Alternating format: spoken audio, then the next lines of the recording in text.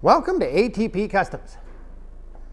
Well, today we're getting ready to start airbrushing around here. At least I am anyways. Mr. White's working on a Caliente. What am I doing? Well, these are a set of speakers my neighbor gave me. I have a lot of stereo equipment laying around. I have two Bose systems, I have a Polk audio system, and I have these.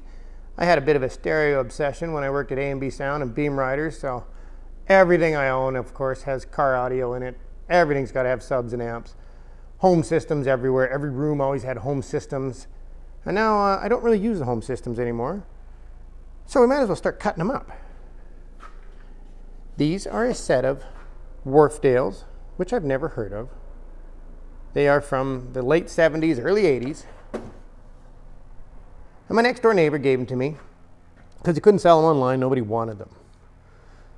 And apparently they're supposedly collectible. Everybody keeps giving me collectible stuff lately. I got a scanner given to me this week that nobody wants. Well, we're getting close to the end of the world, so that might come in handy one day. So, I have removed the speakers out of this one already. I needed the two 6.5s and the tweeter. I'm going to need this tweeter still. But they had to be home stereo type of speakers so we can actually plug everything into the wall and it'll work. Let's go have a look at the grill. So this is the old Willys grill that came with the Willys from the body swap. And I'm just about to strip all the paint off it. And I was just seeing how the speakers fit. And the tweeter fits absolutely perfect in that hole.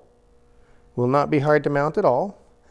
The 6.5, using both headlight buckets, bezels, whatever you want to call them.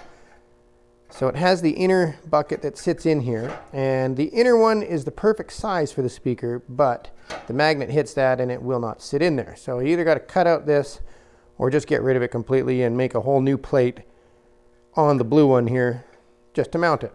Not that big of a deal.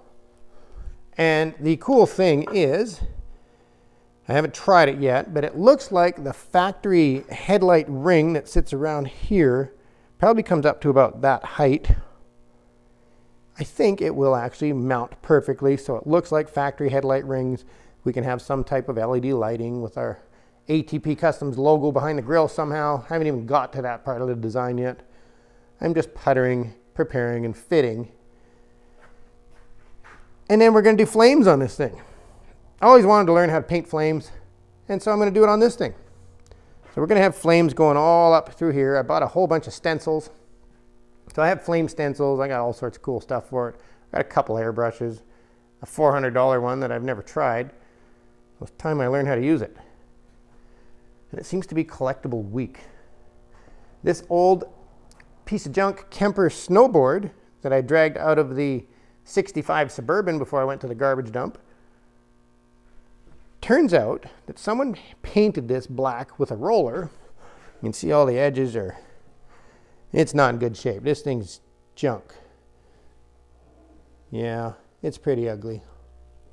Gouges and rust and starting to separate. But, turns out this is a 165 freestyle Kemper board from 1989, 1990 era. And if you go to Kemper's website, they're still selling this thing for $525 US, which on eBay is $678 Canadian.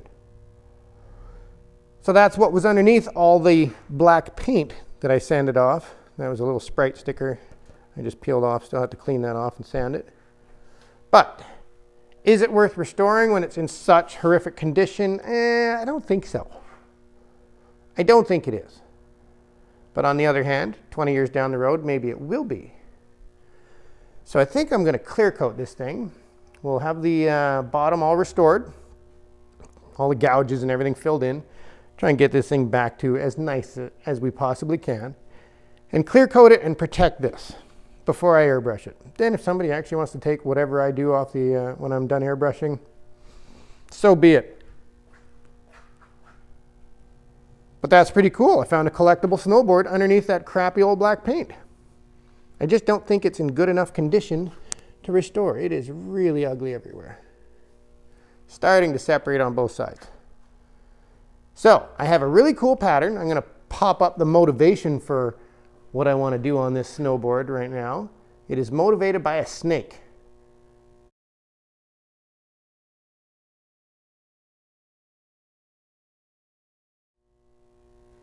So we want to take the colors and patterns off of that snake, which is going to be really difficult for me because I've airbrushed once and that was 1995.